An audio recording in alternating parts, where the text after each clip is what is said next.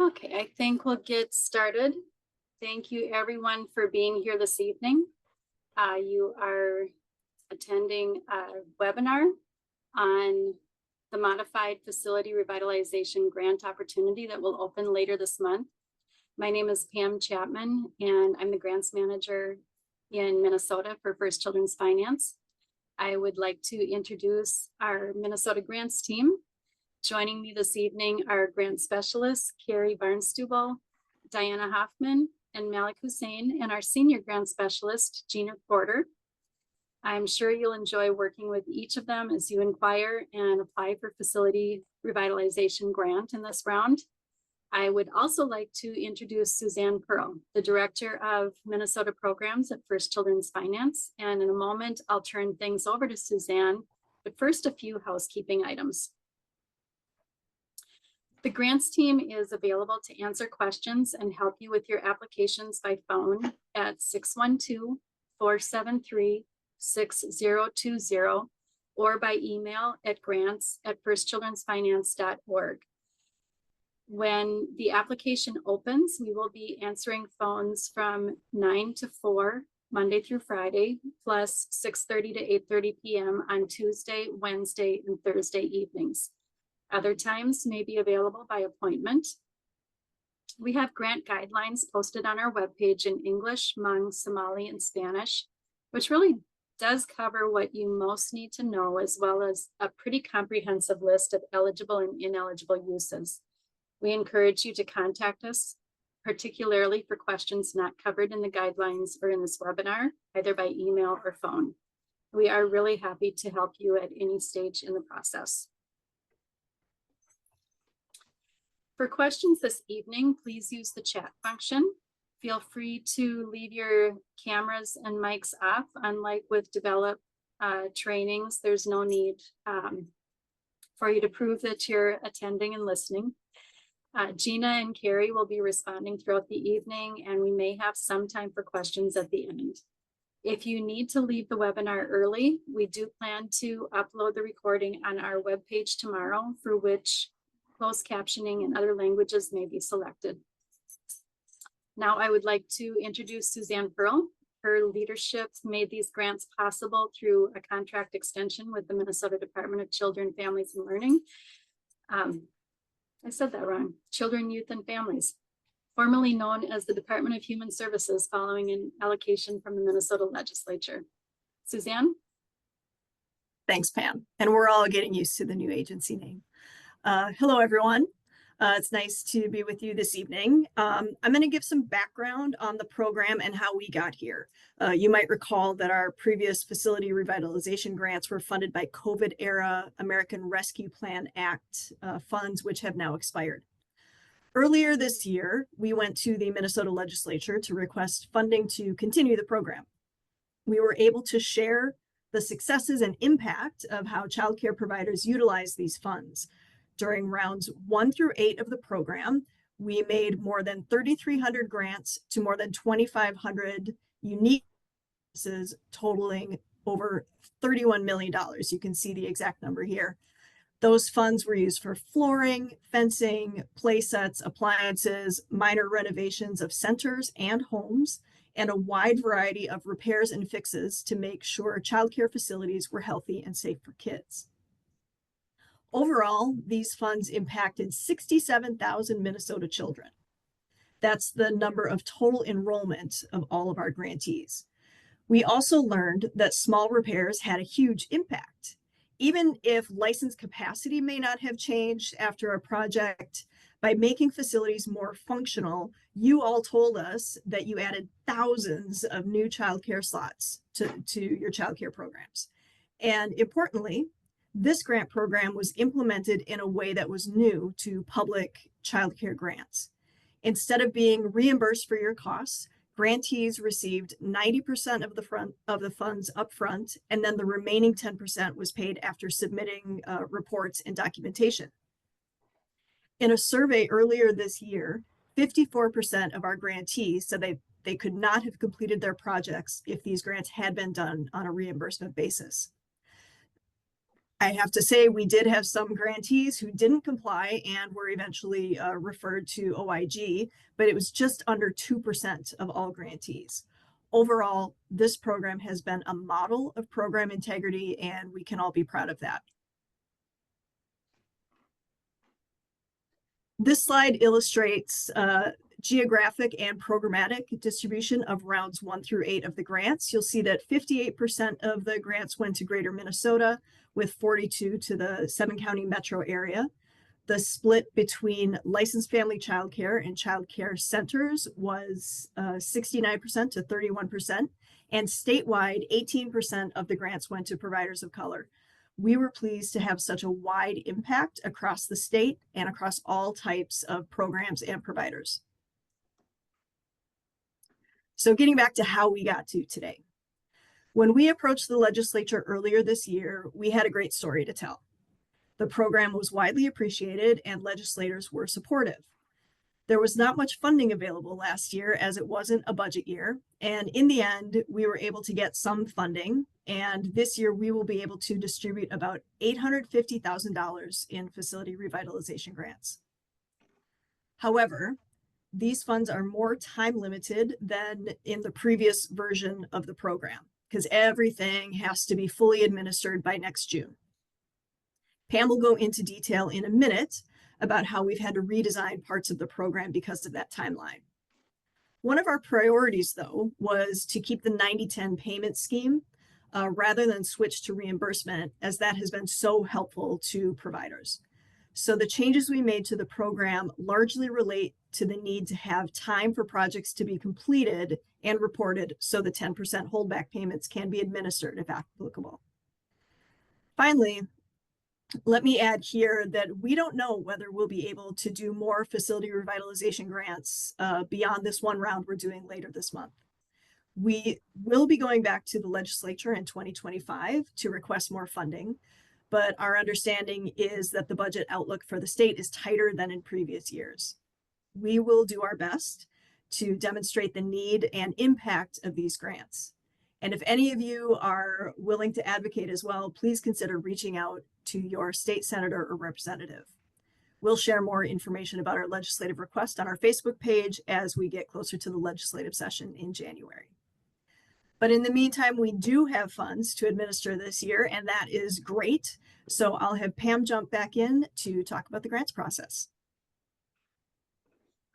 Thanks, Suzanne. As she mentioned, providers who are awarded grants for facility revitalization and repair will be paid 90% of the grant up front, with the remaining 10% paid on a reimbursement basis once the funds are spent and receipts are submitted with the final report. This is different from regional grants, for example, which are paid entirely on a reimbursement basis. And as Suzanne indicated, when dealing with renovation and repair work, we felt that many of you wouldn't want to or be able to pay upfront for these costs and wait for reimbursement later. As noted, with $850,000 available to distribute, it will mean that we can fund approximately 80 to 100 grant awards. If you decide to apply, please be certain that what you request can be completed by April 30th, 2025, as it's likely that for every grant we award, 4 or 5 will be declined. We want to see the dollars fully utilized, but this is a tight timeline. We don't have wiggle room. Final reports will be due on April 30th, 2025. That's really only going to allow about 4 months for project completion. We received some good feedback from past grantees in a survey conducted earlier this fall, and we are using that feedback to make process improvements where we can. We hope these facility revitalization grants will continue to ease some of the financial burden that you experience when you have children running in and out of your facilities every day. We look forward to working with you through the application and award process.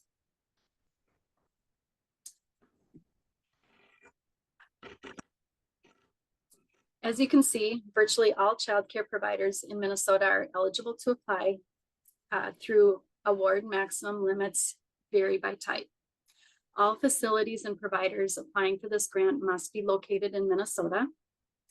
Applicants must be a licensed family childcare provider, the director or owner of a licensed or certified childcare center, a legally non-licensed provider who is registered for the Child Care Assistance Program, commonly referred to as CCAP, or under very specific circumstances, a new provider seeking licensure. For all grants, 100 is the minimum grant value, but the maximum grant size varies. So when applying, please use actual costs and don't round up. These maximum amounts that you see are not the amount that that provider type will get. It will be based on your the cost of your actual requests. As the slide shows, licensed childcare centers, both nonprofit and for-profit, may apply for up to $20,000, and licensed family providers may apply for up to $15,000. And I'm sorry, I don't know how to shut off the pen, so it seems like we're getting some artwork on the slides. Certified childcare centers typically have access to other public funds that licensed providers don't have, so their limit is somewhat lower at $10,000. Family childcare providers may apply for up to $15,000, and legally non-licensed providers registered with CCAP have a limit of $500, as it's intended to cover minor health and safety needs only, such as fire extinguishers. Finally, new startups without a license may apply as long as they provide documentation of background study clearance and the items they request were identified by a regulatory authority in a final pre-licensure walkthrough. This request must be a final barrier to licensure after the checklist identified in rules 2 and 3 have been met. It needs to be, this documentation does need to be provided in the application as well. So if you're a startup provider, we strongly recommend that you contact us to discuss your possible application request before you submit your application so we can determine if it's eligible. Also, please note that only one application may be submitted for each round per license. If more than one application is submitted for the same license, both applications will be disqualified. If you need to add something after you submit your application, you can contact us to request their application be open for editing as long as there's sufficient time in the application period. Once the portal closes on November 25th, we will not be accepting any additional information. As funding is limited, not all applications can be funded. We may be able to fund some partially depending on eligibility requests. When a sectarian organization holds the child care license, grants may be awarded for health and safety needs only per Minnesota rule. Sectarian refers to a religious organization. It doesn't matter whether you use religious curriculum in your child care program. If the license is held by a sectarian organization, such as a church, synagogue, temple, or mosque, your child care program is limited to health and safety needs. If you, as the child care provider, own the license and you're simply renting space from a sectarian organization, you are not considered sectarian for grant purposes. Once you are in the application, you will see that there is a definition of high needs criteria provided to us by DCYF as it relates to the demographics of the children you serve. This definition states that a child should be counted as high needs if they are from low-income families at or below 200% of the federal poverty guidelines, or otherwise in need of special assistance and support, including children with diagnosed disabilities or developmental delays, who are English language learners, who reside on Indian lands, who are migrant, homeless, or in foster care. If you provide care to children that fit any of these categories, be sure to give yourself credit for this when asked in the application. As Suzanne mentioned earlier, one thing we have been measuring since the initial facility revitalization grant is whether or not these improvements allow an increase in childcare slots throughout Minnesota and or how many slots will be preserved. So as you consider this question, please know that if you're already at capacity, we understand that there's not an option or ability to add slots. However, if you are not at your licensed capacity right now, and this grant funding could truly make a difference for your program's potential for expansion, even if it's only by adding one more child or a part-time slot, please let us know that. Similarly, there's a question in the application about adding or preserving childcare jobs, as this is also an objective of the program. Please indicate if you have plans to add employees or paid helpers.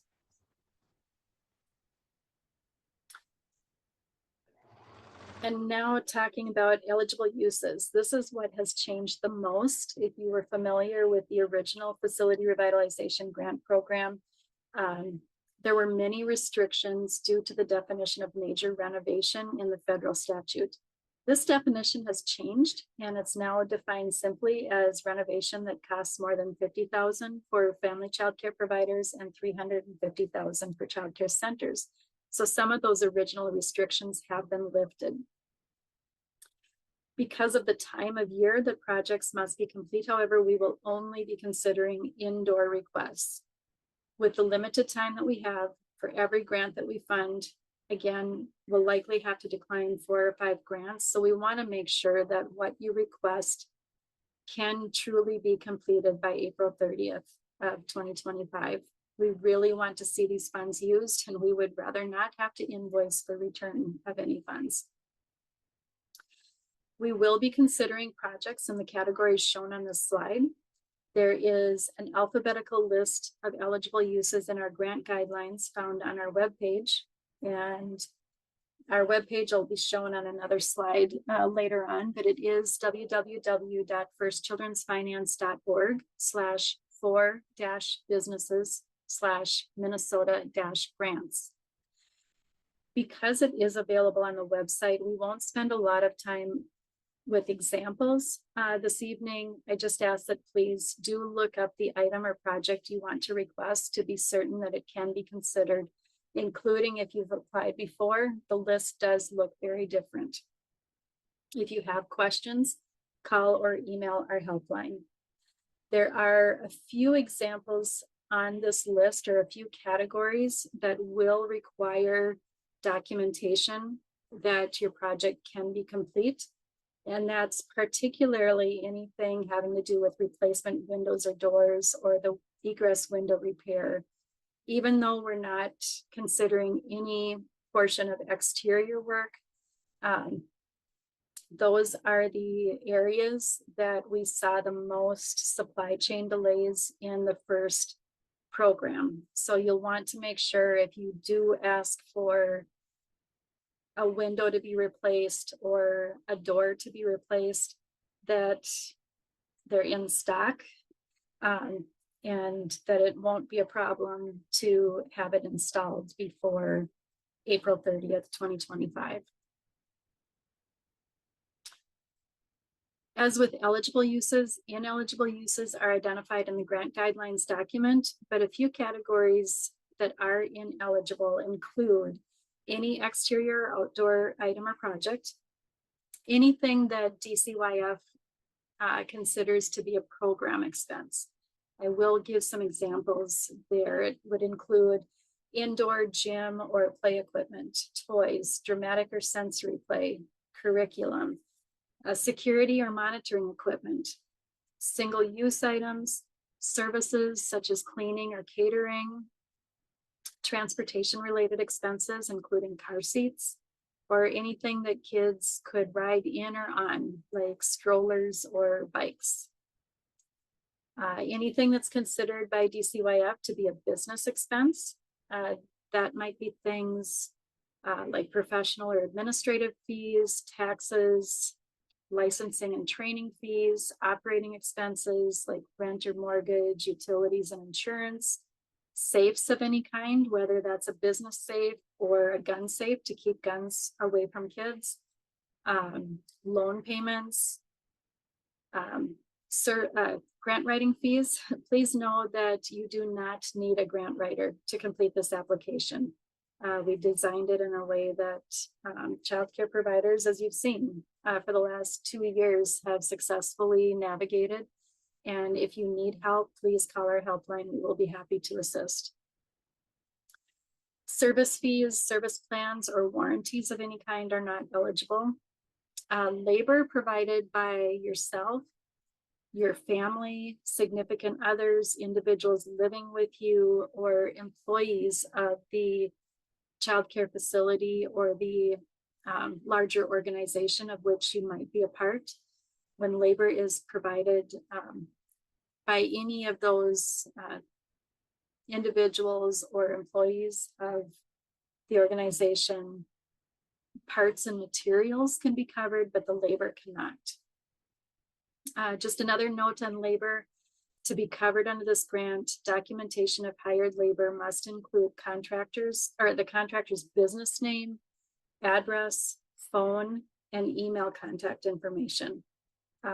It must be verifiable, and the vendor store must also be presented with your item costs as well as a way to verify the information.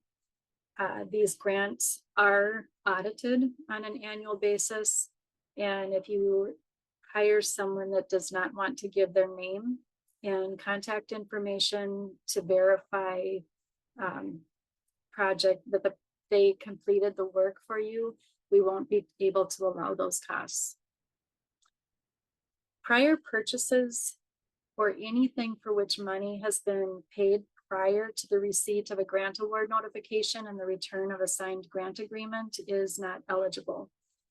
Whether you call it a down payment, a price lock, a fee to hold a place in line with a contractor, any prior purchase or a contract signed with a laborer, even if no money changes hands, anything that makes a prior commitment before the date that you sign that grant agreement and return it to us will disqualify that item or service from the grant, and you may find yourself repaying the grant award. Anything that has another public funding source. This means that if you have other public funding, you can't request this grant for the same purpose for which you have the other funding. If you have a large project and the other funding is going to cover a piece, this funding could cover a different piece. But if you request a grant to have your walls painted, you can't have other money already identified to hire a painter.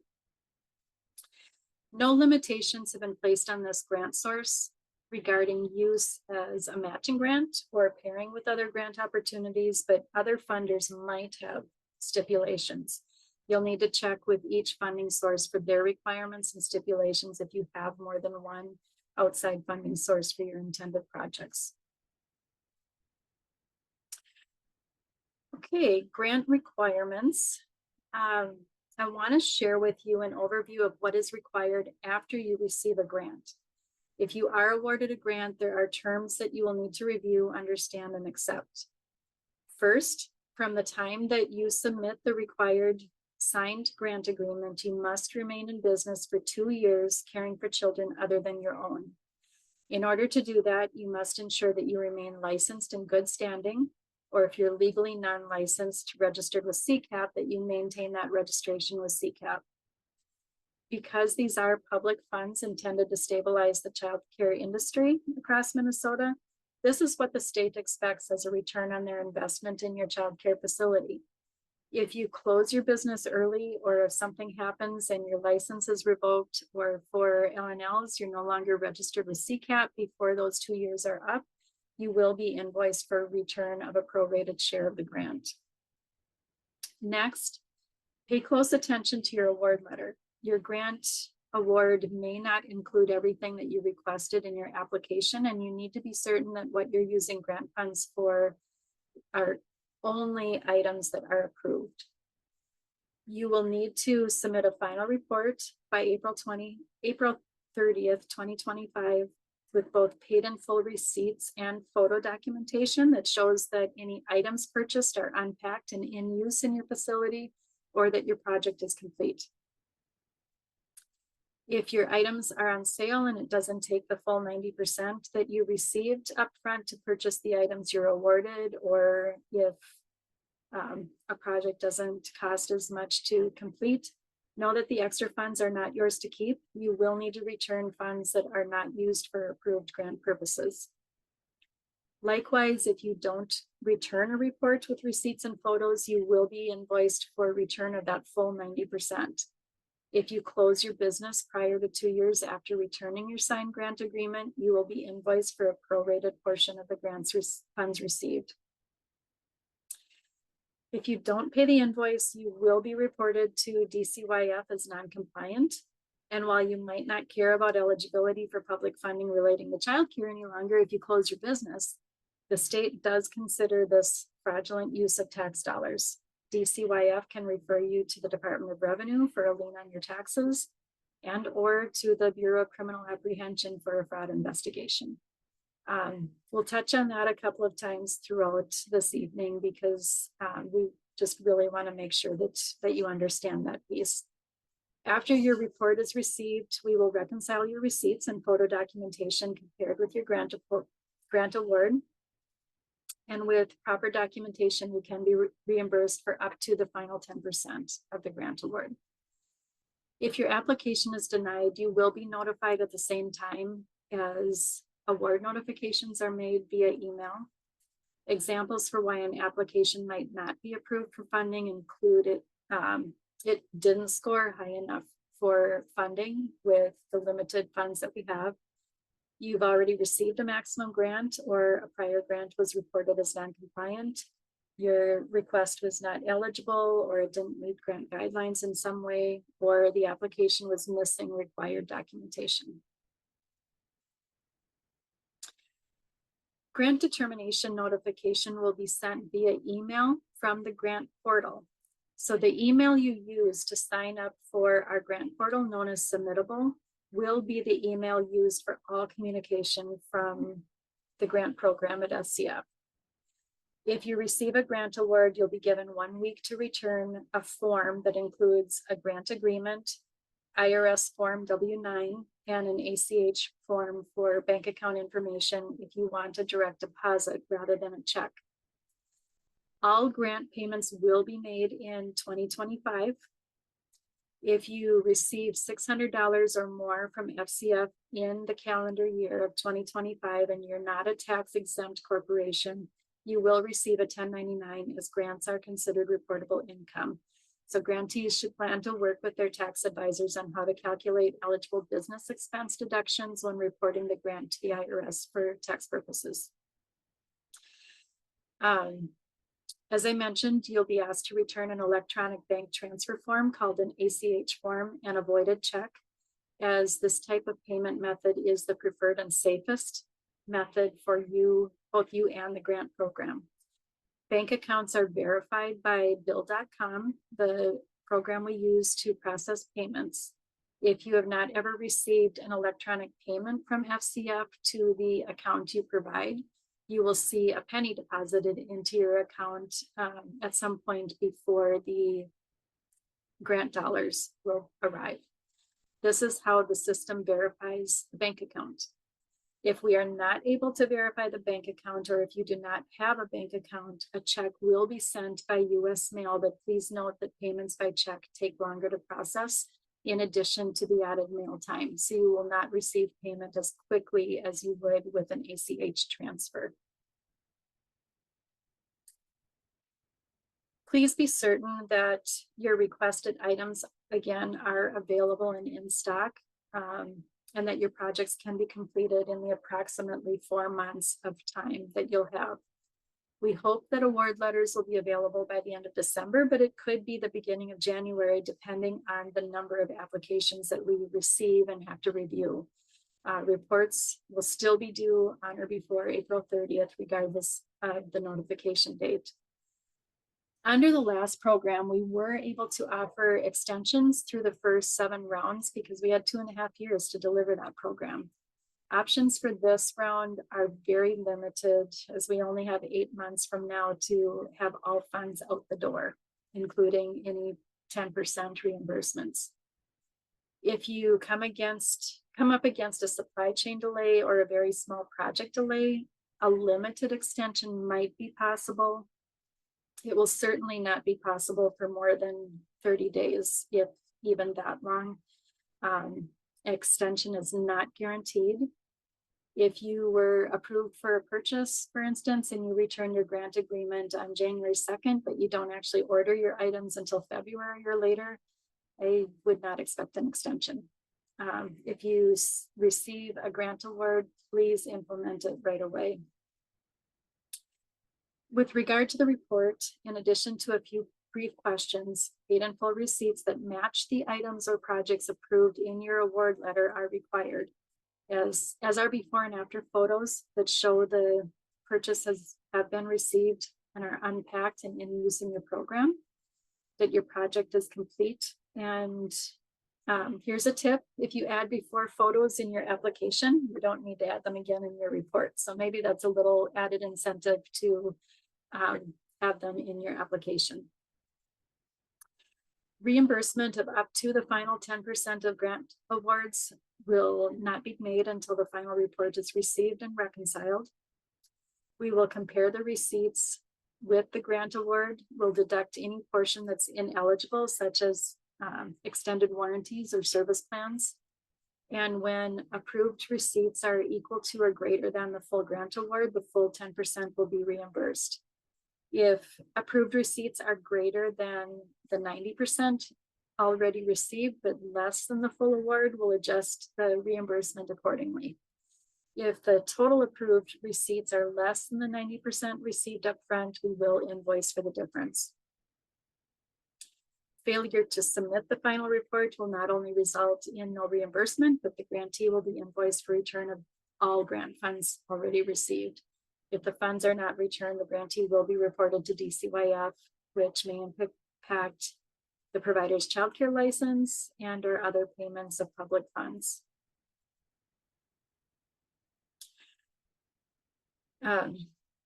Again, with the caution, if you receive a grant award, we really can't overstate the importance of reading the entire grant award letter and the entire grant agreement that is required. We say this based on past experience with in the original grant program.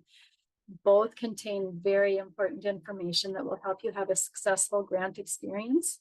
If you have questions about any part of either document, please contact us. We will be happy to read the documents to you. We'll be happy to review them with you.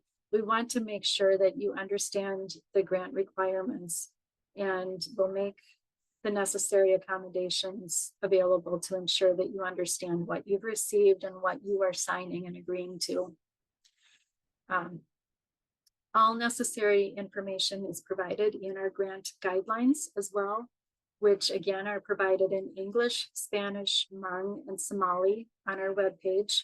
And a link to those guidelines is provided in the beginning of the application. That's again also where you will find the eligible and ineligible uses. The most critical information is stated between the award letter and the grant agreement again. These points are so important that we include a version of the grant agreement in the application to make sure that applicants understand what will be required of them before submitting their application. So again, you'll hear it probably one or two more times. You have to remain in business for 2 years, providing childcare to children other than your own, remained licensed and in good standing, spend only as approved, submit the final report with paid in full receipts and photo documentation, wait for reimbursement of up to the final 10% of the grant award after your report is reconciled with receipts and photos, and return any unused grant dollars, any disallowed portion of receipts, and pay the invoice received. If grantees do not follow these important guidelines, the grant will be considered out of compliance, requiring an invoice for return of all or partial grant funds and possibly a report to DCYF. When that happens, DCYF has asked us to inform grantees that the report will be assigned to an investigator from the state's Office of Inspector General, OIG, and their findings are reviewed by the Attorney General before action is taken. Possible actions include being declared ineligible for other DCYF programs. Your license could be sanctioned, suspended, or revoked. Your parent aware rating may be revoked, or you could be excluded from seeking a future rating. And you could be deemed ineligible for additional funding. This could include Great Start payments, parent aware grants, teach scholarship, retain bonuses, child care aware regional grants, reimbursement from CCAP, further funding from First Children's Finance, either grants or loans. And there may be other programs as well.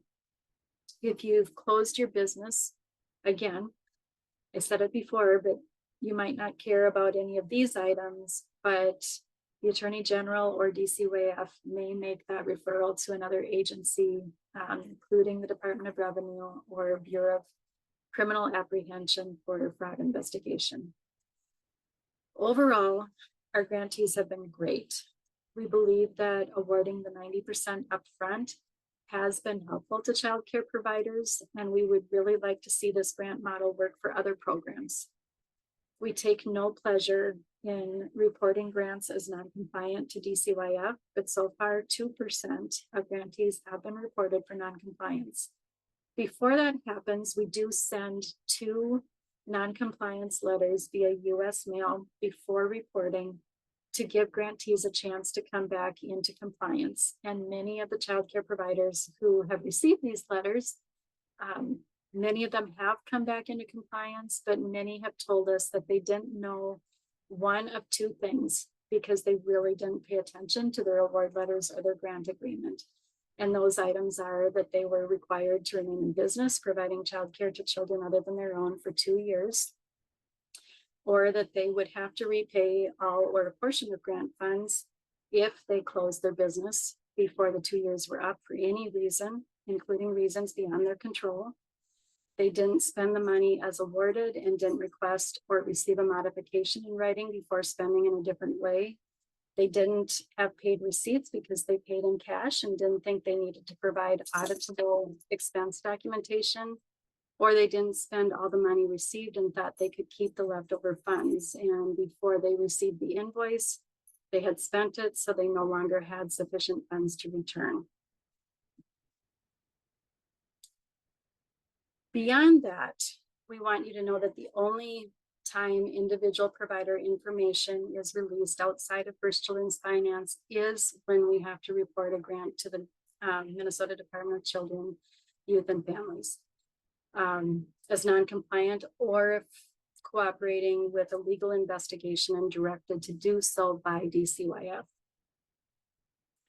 Applications will not otherwise be discussed outside of First Children's Finance employees, board of directors, or external advisory group, which is comprised of key stakeholders or partners. We do compile information overall. As a group for statistical reporting to DCYF, the demographic questions asked in the application and report are items we are required to report aggregately to DCYF. Since these are public funds, FCF is required to comply with the Minnesota Government Data Practices Act, that statute, chapter 13.599. So when a grant application is submitted, the following is considered public data: name, address, license, the number and age of children served, award amount, if any, and the identity of the grant reviewers. What you request and why is not public information, so you do not have to worry about what reasons you put in your application for your request. Your licensor is not going to see your application.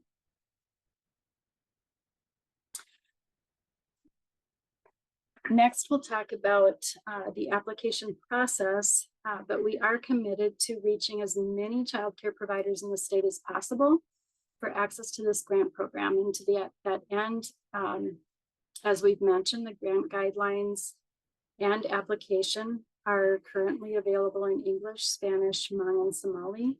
They're The guidelines are on our website, and interpreter services for any language are available for questions regarding the grant program and for application assistance.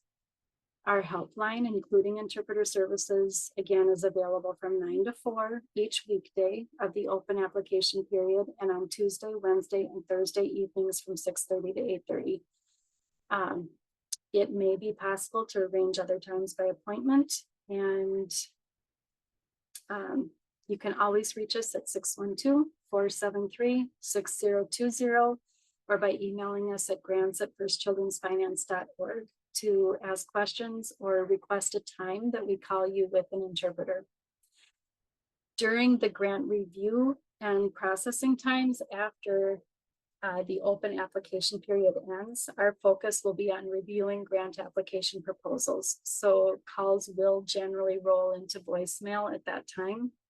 We will respond to voicemail messages and email inquiries within 24 to 48 hours, but we will not respond to questions that ask how much longer it will be before the grant award notification is made. That just takes time away from the actual review. Depending on the number of applications we received, again, we hope grant awards will be announced by the end of December. But if this is not possible, we will email an update to all applicants near the end of the year through the submittable grant portal. Please understand that we do need to focus on application review as soon as the application period closes, so we will ask for your patience during that time of review. Before we get into the actual process, please note that you should only apply if your planned project is ready to implement. Again, 4 months is not a very long time to complete the projects or purchases, and no prior commitment can be made in advance. Grants are not awarded on a first come, first served basis. Every application will be reviewed and awarded. The awards will be made on a competitive basis. As previously stated, we anticipate awarding approximately 80 to 100 grants with the available funds. Have your bids and quotes ready for when the portal opens, and please, if you're hiring labor, know when that contractor is available to get the project done and plan accordingly, especially since you won't be able to put any money down to hold a spot for the spring. Your final report, again, due date April 30th, 2025. Complete with paid in full receipts, photo documentation. Really, because this grant round only provides 4 months to get the work done, this may actually be ideal for purchases. But if you're hiring anything out, please be sure that it can be completed by April. Applications are submitted through our online portal using any computer, tablet, or smartphone.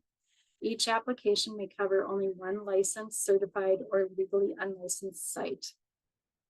Providers with more than one site may submit separate applications for each site, and they will be evaluated separately. Keep in mind, if you have a prior facility revitalization grant, that grant total counts toward any remaining funds in this round. For instance, if you're a family childcare provider who received a prior grant and your receipts totaled $8,500, you could still apply for the remaining $6,500 or up to that amount. All invoices due to FCF must be paid in full in order to be eligible to apply for grant funding, and any past grant cannot have been reported to DCYF as non-compliant. To access the application in our grant portal, you can go to our website and click the link that will become active at 9 a.m. on November 15th. I don't know if you can see my mouse, but this is a snapshot of our webpage as it currently exists. And this black bar here that says click here to apply, link active 11/15/24 will bring you into submittable. To create an account in submittable, Google Chrome, Firefox, and Safari work best as internet browsers. Microsoft Edge is not compatible with Submittable, and you can sometimes experience glitches in the system if you're not using a compatible browser. You can also go to www.submittable.com and sign in with the sign in link right here. It's next to a little orange bar that says talk to sales. This will also get you into Submittable. And it's very easy to sign up for a Submittable account. There's no fee, and all you need is your name, first and last name, your email, confirm your email, set up a password, and confirm the password. That's all there is to it, and sign up. As you can see, you do have the option of signing in with Facebook or Google. We do not recommend that you choose those options. Many people no longer check the email accounts they used originally to sign up for Facebook and Google, and that is where all of our communication will go. Once in the application, you can save a draft of your work anytime by scrolling down to the bottom of the application and clicking Save a Draft. Once you submit your application in Submittable, you will no longer be able to make changes, but if you do want to add additional information or make any change prior to the grant deadline, you will be able to request that your application be reopened for edits, and then you'll need to resubmit it when the changes are made. We will follow up with you about your submission by email through Submittable. Please be sure to safe list notification emails from Submittable and check the email you use to sign up for your Submittable account regularly. We've kept the application as simple as possible, essentially asking only relevant contact and demographic information, and 5 questions and expense documentation. The questions are, please describe your childcare program and your current or planned capacity. Describe your needs and outline your intended project or purchase. Why is this project necessary for your childcare business? For instance, is it required for licensing, needed for licensing? Is it a health and safety need? How many childcare slots and jobs will benefit, either be preserved and or added? Please describe in detail how you will use grant funds if awarded.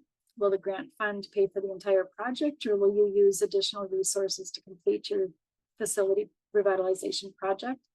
And be sure to add a priority list in case the entire request cannot be funded. We're nearing the end, so we have we'll let you know how we review applications, and then we have some tips.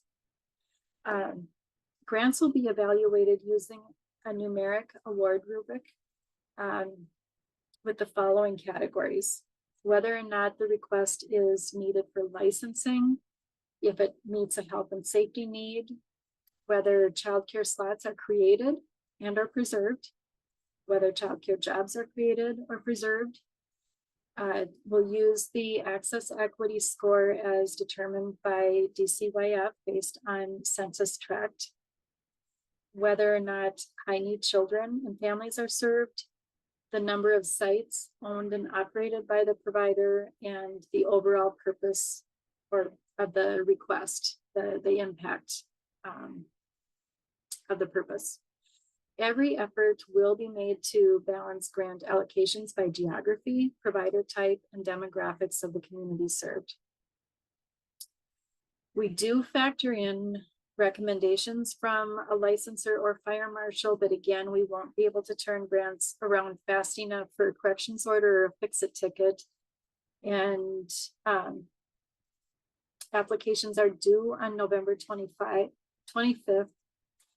We're hoping again to have award notifications out by the end of the year, but that's not going to be enough time to turn around a corrections order. If you have a recommendation or a requirement from your licensor, please add it, but please do not contact your licensor for a recommendation. That is a request directly from the state.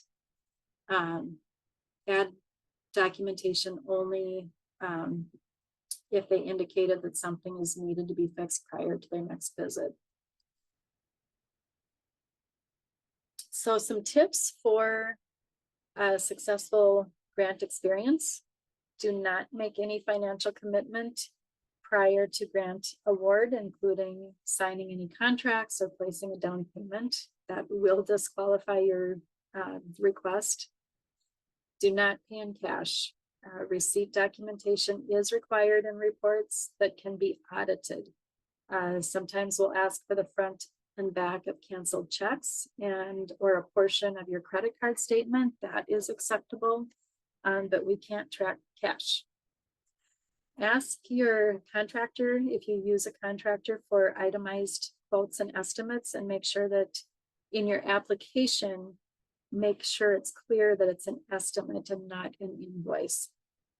Sometimes contractors will use the same form for their invoices and their estimates. But if it's not clear to us that it's an estimate, it could make us think that it's an ineligible request as a prior purchase. We received some good tips from round 1 through 8 awardees in the survey that we conducted this fall. Number 1, plan. Develop a detailed plan outlining the improvements needed and their impact on your facility. Seek advice. Reach out to previous grant recipients to gain insight and advice on the application process and project implementation. Read, and reread the directions thoroughly before beginning to complete the paperwork. Take your time and ask questions if you have them. There are kind people who are willing to help you through the process. Utilize the grant staff. They are amazing. Thank you to whomever wrote that nice comment. Watch details. You will need to keep track of every detail. Document. Keep detailed records of all communications, expenditures, and project progress. If childcare is something you will be doing for years down the road, do apply for grants. They're worth it. Make your space fun, energetic, and inviting, where you're excited for your work. Make your childcare space into something that will help you want to work and not get burned out with the home work combination. And I like this one, apply. I'm not sure there's time for another tip that we got through the surveys, but it's good advice to think about when other opportunities arise and you have ample time. They said, think carefully and thoughtfully about the needs of the children and families in your program. Observe and take notes about things you notice in your day-to-day, and use those observations when deciding what to request and how to prioritize them. Give yourself ample time to apply and complete the projects. Be sure to request at least 3 to 4 bids for larger projects to ensure you're paying the right price for your product, service that you want.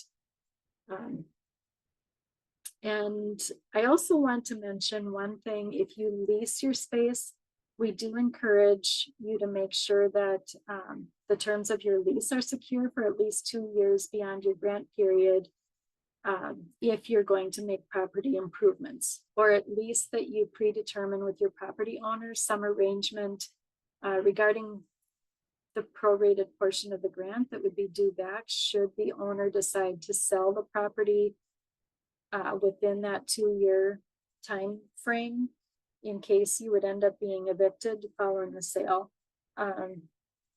You would still be required to provide care for children other than your own for that 2-year period after grant implementation, or you face having to repay the grant. If items can't move with you, if it is truly a property improvement, a prorated portion of the grant will be invoiced.